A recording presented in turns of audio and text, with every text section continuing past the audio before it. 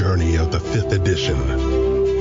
Join our various gaming groups as we play the 5th edition of Dungeons & Dragons. And maybe just hang out and chat about gaming in general. Sit back and enjoy the show.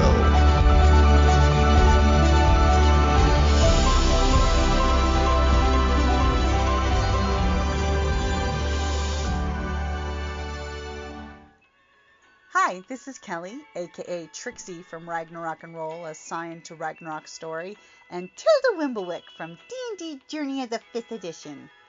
First off, I would just like to say thank you to everyone for listening to our varied adventures, as well as for rating us on iTunes and RPGpodcast.com.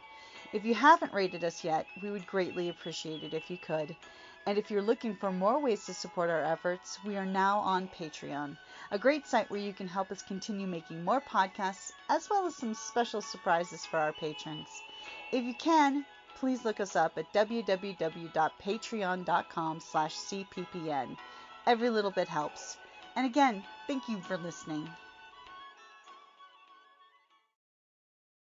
Hey guys, Jim here from Creative Flame Podcast. And Kelly. Coming to you live from April Fool's Day.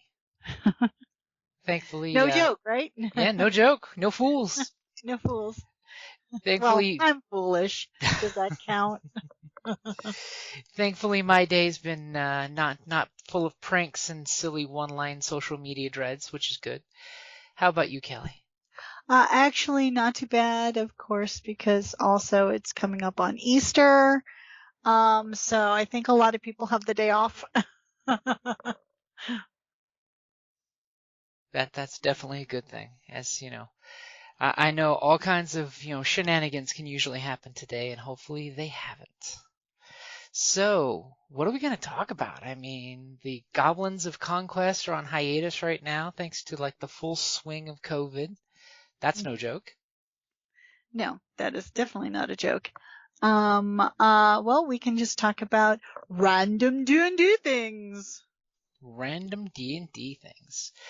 First, we should definitely throw out there what games are currently going on, since most of our stuff is now being streamed on Twitch as opposed to podcasted, so that way folks know where to go check it out. Well, I myself am in the Star Wars Smugglers Run on Tuesday nights. I'm also in Daggers of Freeport. That one's fun, and it's coming up this weekend. Yes, it is. And I'm in the Felis game. I don't know if you record that one, but it's so cute. Yeah, we actually streamed that one too. And then, of course, the Genesis game. On Friday nights, which is the first one we started twitching from way long ago. Before all the, craziness. Before COVID destroyed all our social gatherings and gaming. Yeah, when we were doing things in person. So let's see, for my list, last Sunday should have been our Clone Wars era Star Wars game, which happens in the afternoon. Then Monday is bi-weekly game we have is the Gods and Heroes. Basically, it's our Mythic Odyssey of Theros game that happens every other Monday. Then we have our Smuggler's Run, which you talked about on every other Tuesday. Yep. And then No, that's every Tuesday. Yeah, that's every other Tuesday. No, not every other. It's okay. Supposed to be every Tuesday.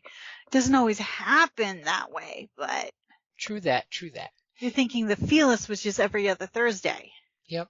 Then we've just started Dungeons and Dread, which is our very gothic-y Ravenloft meets Innistrad from Magic the Gathering game. Our characters are very dark.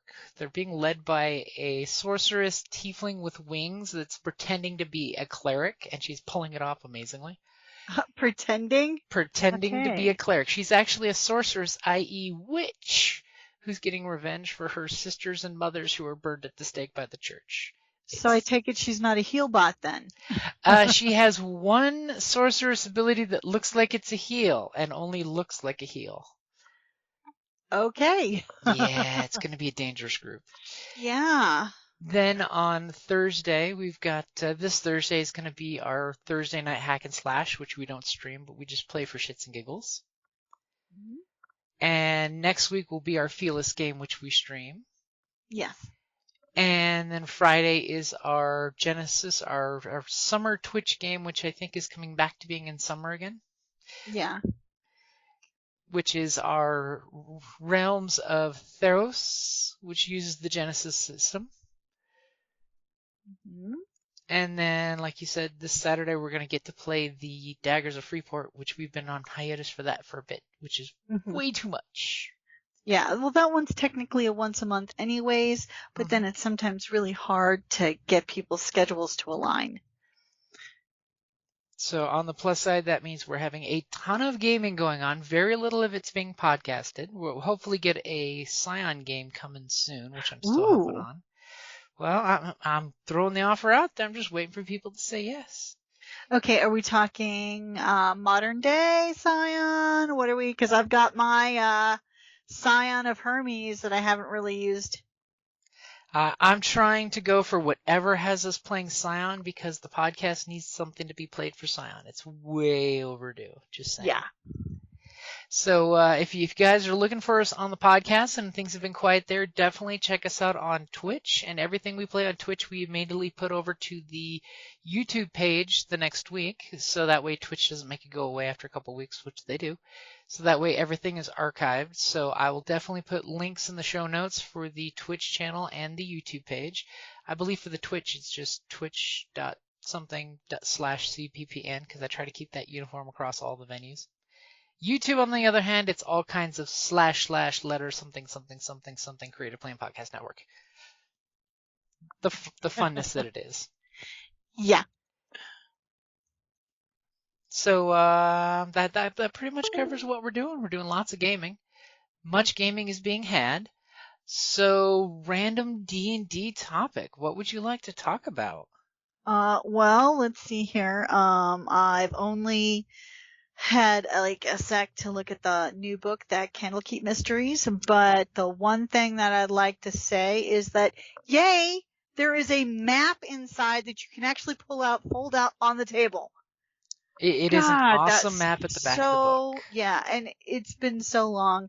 I mean, I had, of course, the original Greyhawk map. We had, it was like, we would use that all the time when we were kids. And just even just looking at it and like, hey, we should go here. Oh, we should go here. And, it was just so much fun. We were pretty young, but, so it's nice to see that, maps are back. Maps are always a good thing because, like even at TGG back when we used to game there all the time, that you put the map on the wall and people can point to random locations. Yeah. It's just, there's something about being able to look at the maps. It's like when you got a fantasy novel that had a map on the inside, inside, first few pages, and I would just look at that map and like just kind of traverse the different landscapes, and then of course you can follow along when you're reading the book, and I always thought that was a lot of fun. Hey, that's one of those things that you love, interacting with maps. I mean, look at Indiana Jones when it comes to maps, Dun, dun, dun, dun, dun, dun. So much of the story is saved by just showing a map with a little dotted line, and that way you can totally skip anything that's not encounter worthy. Well, and it speeds up travel. It does. Fast travel. There's a reason why they use it in MMOs nowadays. Yeah. Fast travel is your friend, so that way you're not being Tolkien, making your people fight through the mountains for every footing that they take, unless you want to do that. Yeah. Although I can remember, like in classic WoW, where it's like, oh my god, I don't have the flight path I have. Like one of the first things you did as Horde was, okay, we're going to Thunderbluff so we can get the flight path. So that way you don't have to slog through the countryside fighting every little thing. And if you in classic WoW, there was like this quest you could take, so it's like, hey, we're going anyways, we're not that far from it, boom. But now it's like you get the flight path automatically. Kids these days, they don't know how easy that we made it for them, right? I remember when.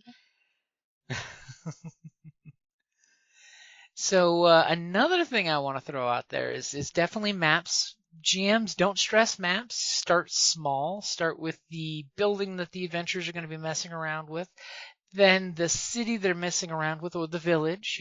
There's tons of random map generators too that can totally save you sleepless nights.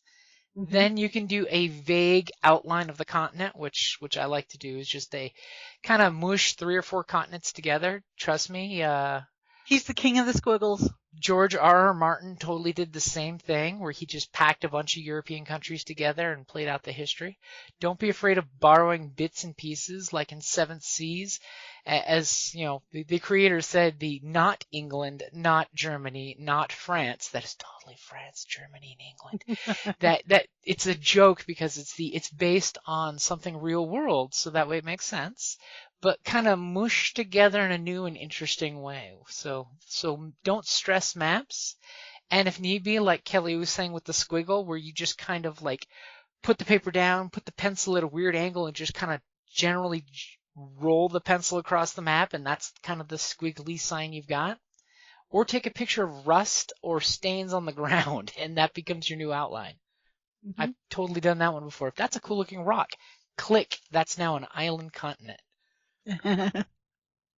It's an island or it's a continent, depends on how it needs to be used.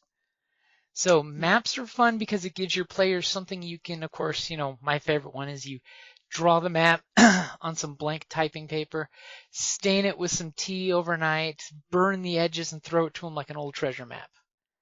Yep. You will be amazed when players get their hands on those maps, how they will hold on to them and roll them up gently and treat them as precious items. My sister and I used to do that with paper and stuff when we were kids, for scrolls, and we wouldn't necessarily tea dye, but we would burn the edges a little. Yes, don't tell my mother we played with matches. But we would usually leave scavenger hunts for each other, my sister and I. It was like a little puzzle they had to figure out, that was fun. Totally a quest, not. Uh-huh. You say scavenger hunt, I say quest. So definitely throw your players maps. It's nice. You don't have to think like, hey, I want to fill the whole map out. Just put like a few key things, like like even in Dungeons and Dread, I gave them a general map saying this is this country if you think about it this place. This is this thing. This is this thing. This is where the elves come from. This is where the dwarves are still buried in their bunkers.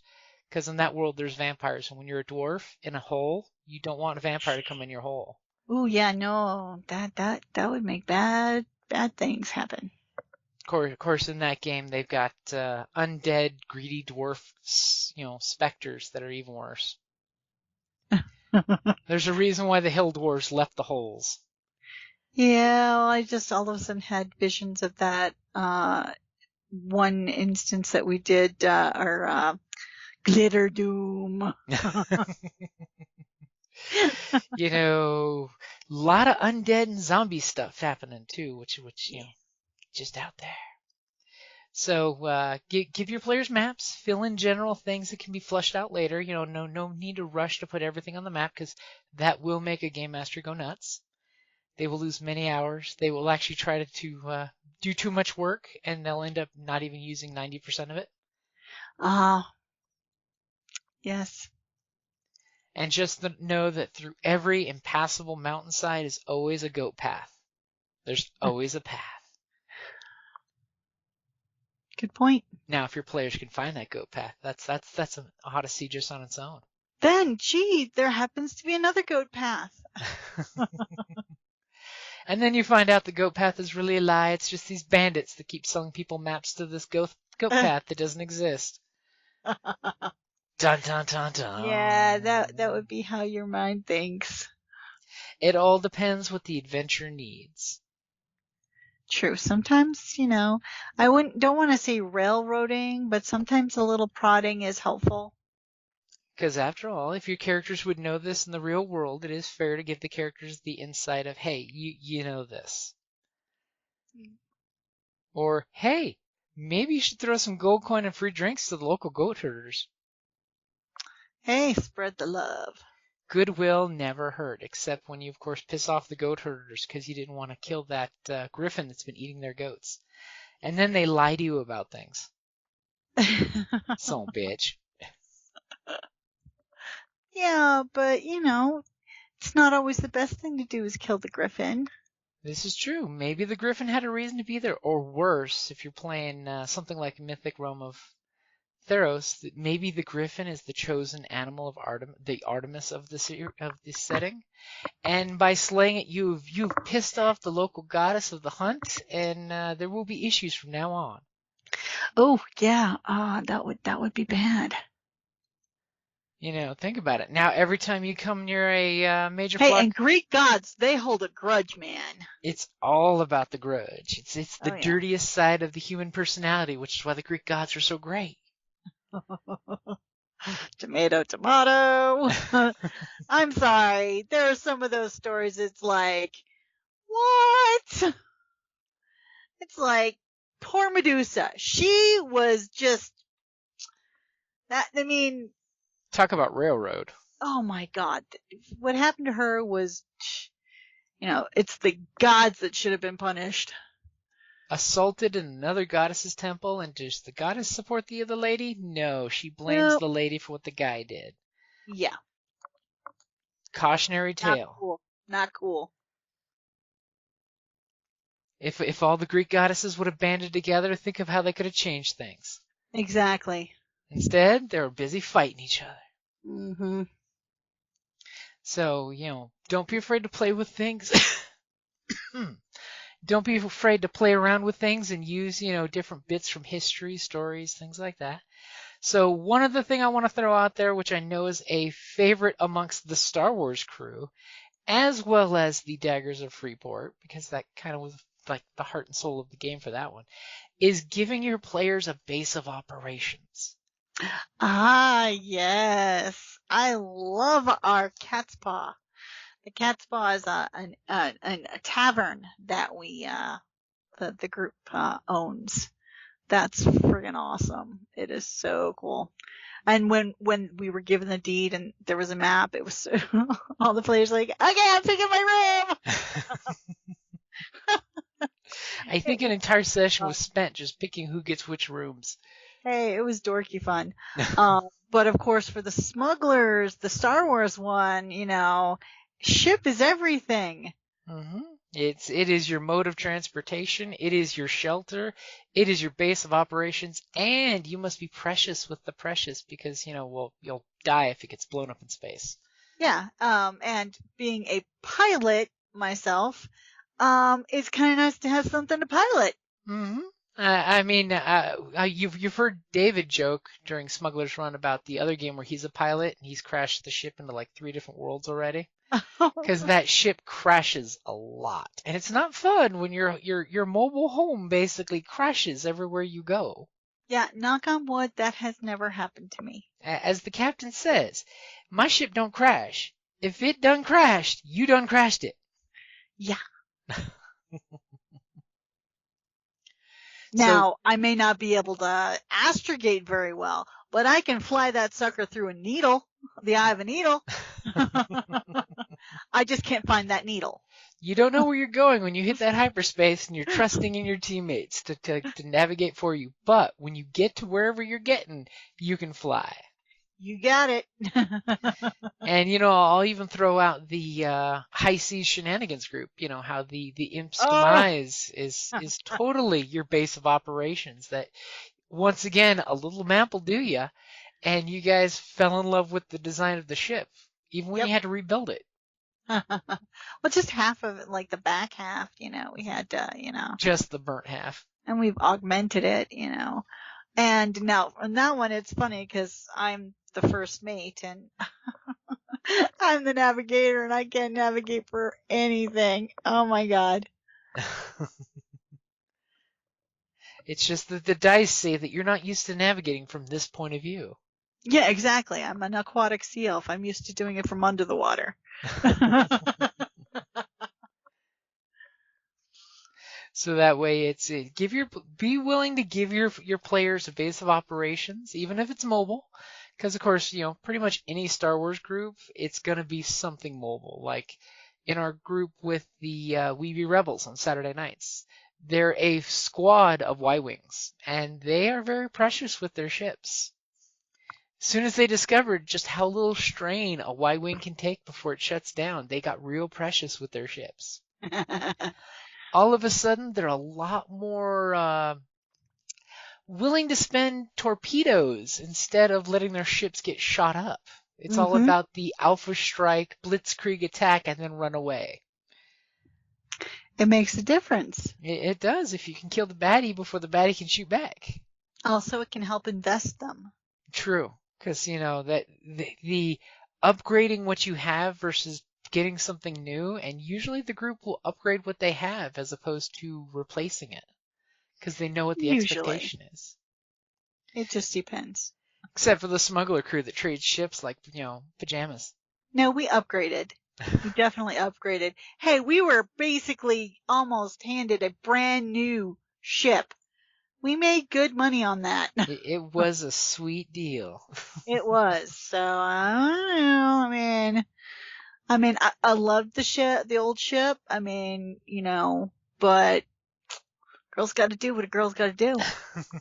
Plus, I would rather, considering how I was directly involved with the death of my former, let's say, owner, I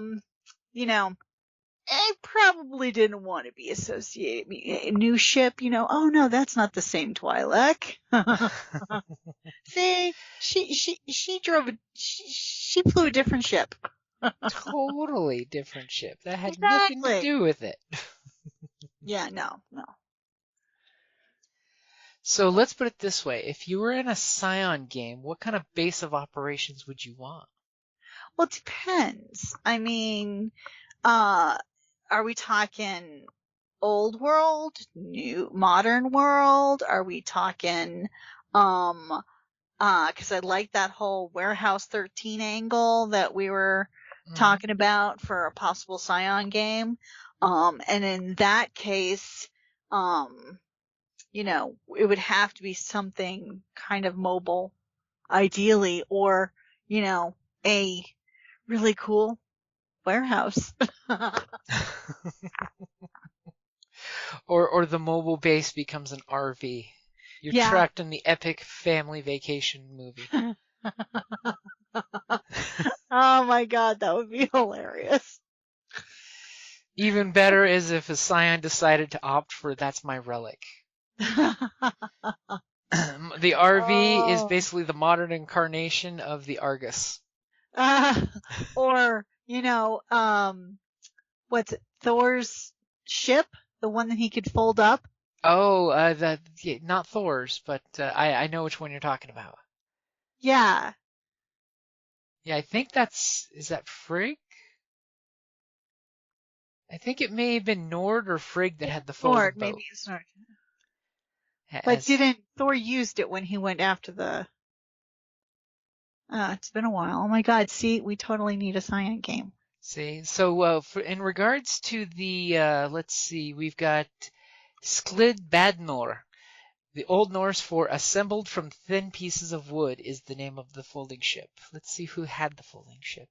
It is the best of ships in Norse mythology. It is attested in the Poetic Edda. Attribute its magic to Odin. Let's see. Contributed its ability to be folded up as cloth may be into the pocket until needed. But they're not saying if Laddie's sons went in days of old from the ship. See, it could be one of those super RVs that doesn't fold up but turns into a Hot Wheel. Spend a point of legend and it turns into a little Hot Wheel version of itself. I like that. That would be cool. Apparently there are quite a few magic ships, by the way. Most of them are owned by the baddies in the Norse mythology. Oh, well, we can fix that. Uh-huh. Definitely. Yeah, that's definitely an idea there. I mean, I can always create a new Scion character or recycle one that hasn't really gotten to be used yet. That's very true. As we can hear in the background, our own Fenrir wolf is barking her butt off. Yeah. Why? Because I think there's some Titan spawn invading her alleyway behind the house. Oh, well, you got to protect it from Titan spawn. It's the problem when she barks with the other German Shepherd in the alleyway and they team up on everybody. Yep. Damn pack animals. Especially when they team up on innocent people. No. So never be afraid to give your players a base of operations because, hey, you can always take it away. I mean, just saying. Hey, well, I mean, you can use it because if they get invested, I mean, it could be an angle. Oh, well, something is threatening it, or, And when it comes to D&D and Star Wars, it's always a great cash sink for your players to get them to put those gold coins that they seem to never spend. And they're carrying now around 40 giant bags of cash. And you're like, hey guys, you need to invest this in something. And then they immediately go off and buy magical sails that let them teleport, or gnome engineered paddle wheels to make the boat go faster, or, faster Hey, we don't have hyperdrive. that, but that's interesting. Yeah. There were further things that those gnomes, the High Sea Shenanigans crew, could have talked about, but they were quick to leave. I really like the whole, well, hey, we had a schedule to keep. Okay. And we were getting, that one magic item with the sail or the flag that can look like anything and give you, give you that fast getaway. Yeah, the fast getaway, which is, a good idea with those friggin' Malcontar people. So, and of course that goes back to feel free to steal. Malcontar are basically Spanish Empire in pretty much every pirate saga you've ever watched or read. Just watch any of the Pirates of the Caribbean movies, Except for I still refuse to watch on Stranger Tides because I read the book years ago and I'm like, no, Disney is not going to destroy this for me. There was no friggin' mermaid. The mermaid is just used as a quest ingredient for the story. Yeah. Blackbeard was in it though. I mean, don't get me wrong, But oh yeah, no. Yeah. Hey, I still to this day have not seen it. Same with the movie Jumper. I read the original book. No. They totally saw the preview. Mm-mm. See, even a super not hero that has the power to teleport like Nightcrawler, you got to have your base of operations to keep your ill-gotten gains. Yeah, actually, in the book, I don't know. I haven't seen the movie, but in the book, it was very cool. But it just there was no. In the movie, his hideout was not as cool as it should have been. Oh, I'll have to ask you about the hideout sometime then. Compare notes from the book. But I still won't see it. So, anything else that you'd throw out from a player's perspective about a base of operations? They're fun. I mean, when I was a kid, I mean, having a map of that base of operations is a lot of fun, and it goes back to how I like the maps and stuff. But when I was a kid, we would draw up floor plans, and we would use these little, how they had the little eraser people and stuff, we would use. It was almost like a dollhouse for us. We would use those to, in place of like dollhouses or, or action sets, and we would make up our own little bases, our own little houses, and it's going to have a room for this, and you'll be able to do this. It just takes me kind of back to when we used to do that when I was a kid. We'd make up our own spaces or we'd have our own, it was our place, Mhm. As a kid, you didn't really get, you always had to, but it just kind of takes me back to there. So, I mean, I enjoy it as a player because it's like,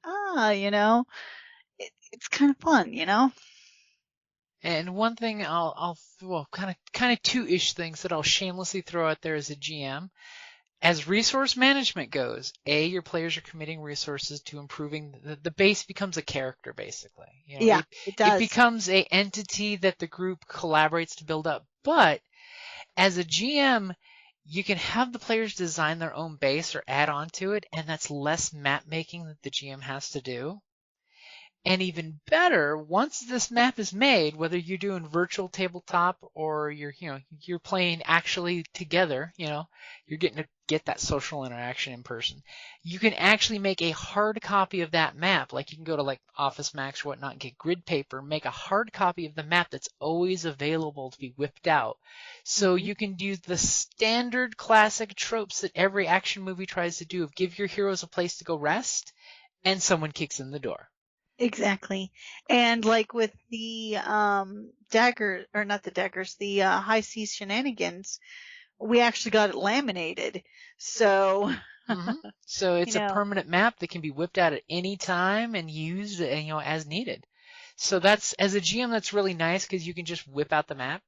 And if you're starting a new storyline, you can always just whip out the map and someone kicks in the door. Mhm. Just remember, don't overuse that trope because and always give your players the home field advantage because they do have the home field advantage. Yeah. You could do the standard, okay, on a Tuesday afternoon, when the wind is coming in through the south-southwest, where would everyone be on the ship? And then giant tentacles come out of the ocean. Or, And it also has its inspiration for like one of our players actually drew the map, mhm, or the flag that I came up with. when Talia did You the know. Imps Demise hmm actual pirate flag. Yeah. She's a wonderful artist, and she drew it out. It was really cool. Mhm. Of course, it was named the Imp's Demise because one of the first freaking killed that goddamn imp. Ah, the one who killed our captain, Yep. our original captain, that is. The NPC captain who was meant to die in the first encounter, but the players didn't know it. Oops, did I say that out loud? So it is nice that you can give your players free agency because that way whether it's a tavern that they're now running, which you'd be amazed how much players can spend in-game time. By all means, let them do out-of-game stuff like drawing pictures and things like that outside of game so it doesn't eat up a ton of in-game time. As well as you can always ask them in the closing session. Like one thing I loved from Mutant Year Zero, part of the game is a mini game where the group are building up your base. Yep. You're building up your base of operations.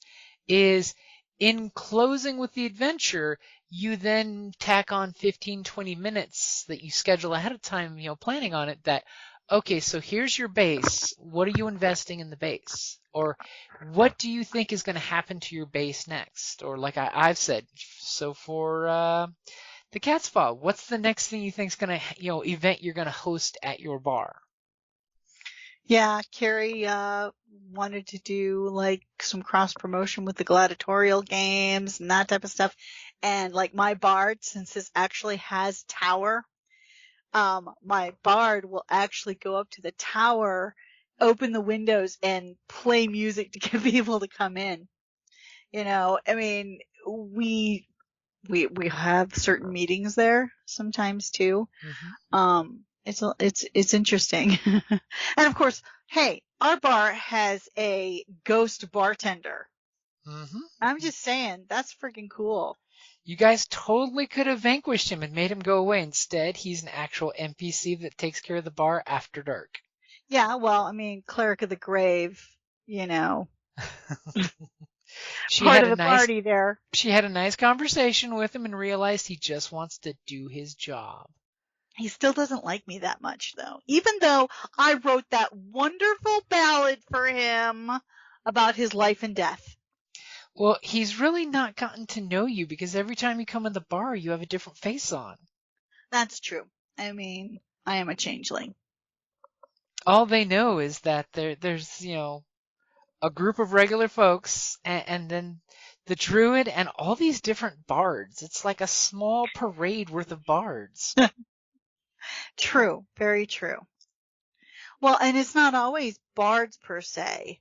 Like I pay Rosie, the waitress, a little extra in her salary to pretend to be the mother of one of my personas. And here she thinks she He's a just picked up a foundling. yeah, he's a 13-year-old boy. Ouchiness. Oh, those changelings. Yeah, Which I'm really surprised not seeing more changelings in more games. But, different folks, different flavors. exactly. Right. Hey, that describes a change to the T. There's changeable as any day that ends in Y. So definitely maps. Give your players bases of operations because as a GM, it will make your life easier that you can have one or two go-to maps, especially if you're doing virtual tabletops that you have saved that you will constantly be ringing out every now and then to use. And if you're in person, make a hard copy of the map, or like remember when we used to do buy multiple maps to keep the same map saved. That was one, but I like getting the hard copy and getting it laminated. That was a really good option for the ship on that, since we knew we'd spend so much time on that ship. Yeah, that's true. And of course, I'm sure, Roll20, you can import your own maps. Yep. I mean, I don't have GM or I just have the regular version, but I'm assuming. Yep. If you have the free version, it'll give you so many megabytes of maps and minis you can import. But if you have the GM with the Pro, you have pretty much unlimited maps. I've got so many different games, so many different maps. And the nice thing too is if you've purchased a setting like Candlekeep, I went ahead and said, yes, on payday, I'm purchasing that because it's got like 10 good maps inside it that I know I'll find a use for. Mm-hmm. And all of my games in Roll20, whether it's Star Wars or D&D, I can go through and import all of those maps as needed in there. And once they're imported, they're there. So that's a nice time saver if I can just say, go through my Rolodex of bought materials, and pop the map into that game. Which is why I like to give you, send you prezzies every once in a while in game. I'm like, oh, hey, we're doing a Felis game. There's this really cute little cat people. And yes, if you're a player and your GM runs a Roll20, and I believe Fantasy Grounds has the option too, don't be afraid to buy them a $1 or $2 gift every now and then because they will definitely appreciate that. And they can use it to make your experience better. Mm-hmm. And the nice thing is, if you know the email that you're purchasing it for, you know what they've already purchased, so you don't accidentally buy something they've got. Oh, see, you didn't know that. Yeah. That's one of the nifty I features. was just asking you, honey, do you have this? Or But, I know he doesn't have it, and then I surprise him. There is that. That's why I shamelessly dropped that I own Candlekeep now. Just in case. Because he knew I was looking at buying it for you, because I asked you about it. So, use resources, give your players free stuff, don't be afraid to like feel that you're giving them too much, or, they can always find ways of spending it. The bad guys can always come by and drop a flask of alchemy fire to trash the place. I mean, they can always hack into the system if it's Cyberpunk or Star Wars, The ship can be impounded with a boot if it's Star Wars, there's always workarounds. But just saying, I know where you sleep. You better not firebomb my tavern. Hey, don't piss off the wrong people in town. When you're in a town full of despicable people, firebombing is if you're living in a town that's like dirty Chicago, you're probably going to get done the Chicago way. Skeevo didn't follow us back though, and he doesn't recognize me. I don't use Alginus very often, so. He did not follow you guys back to the tavern, no. No, He because we were knows you from super somewhere stealthy. else.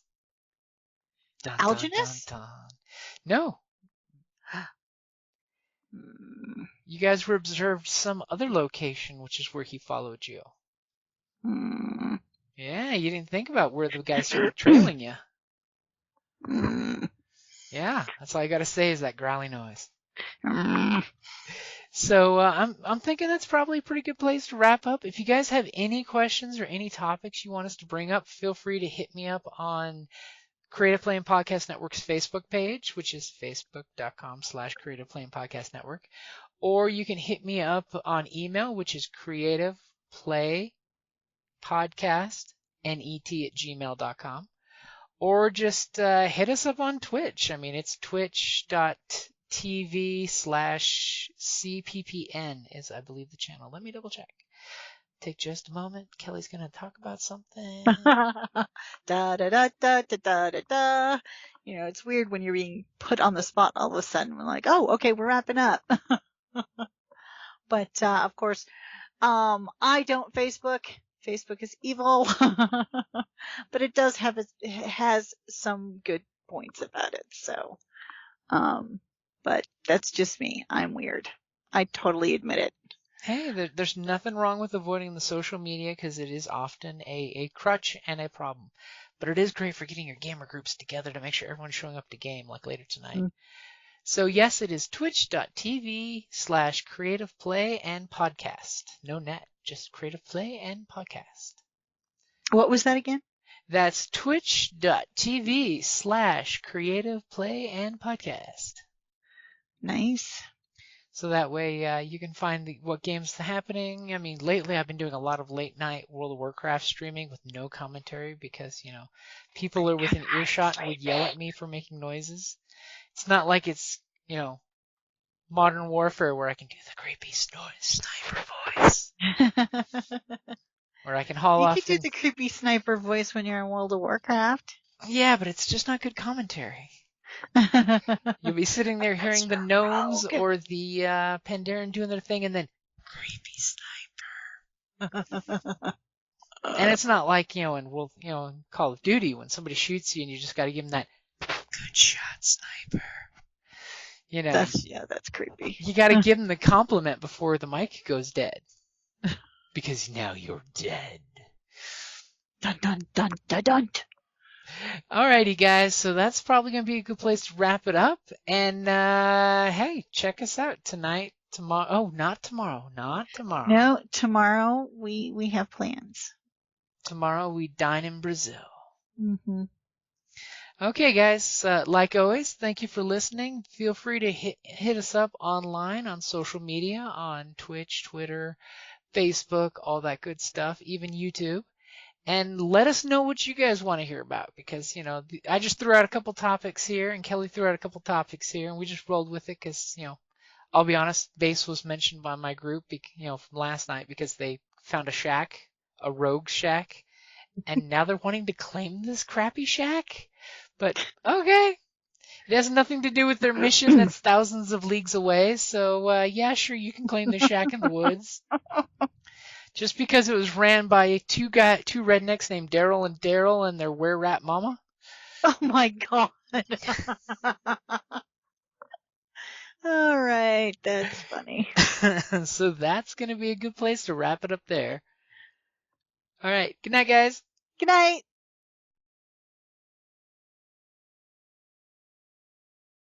Hello, this is Eric. And Wendy Strog with Stone Valley Hobby and Games. We sell board games, card games, role-playing games, and supplies. We have thousands of Magic the Gathering cards available, carry Kickstarter products, and work with veteran-owned small businesses to bring you our own line of products. We are a small business retailer, but we offer competitive prices, a loyalty system, and free shipping on orders over $100. As a military veteran myself, I'm a strong supporter of our armed forces, their families, and contractors out there doing the hard job. So any order from an AA, AE, or EP address will be shipped absolutely free. Remember, StoneValleyGames.com, where we take your leisure seriously.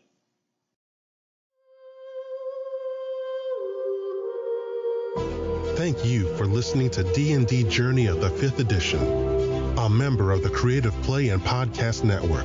Please follow us on Patreon at patreon.com/CPPN to never miss a show or stream.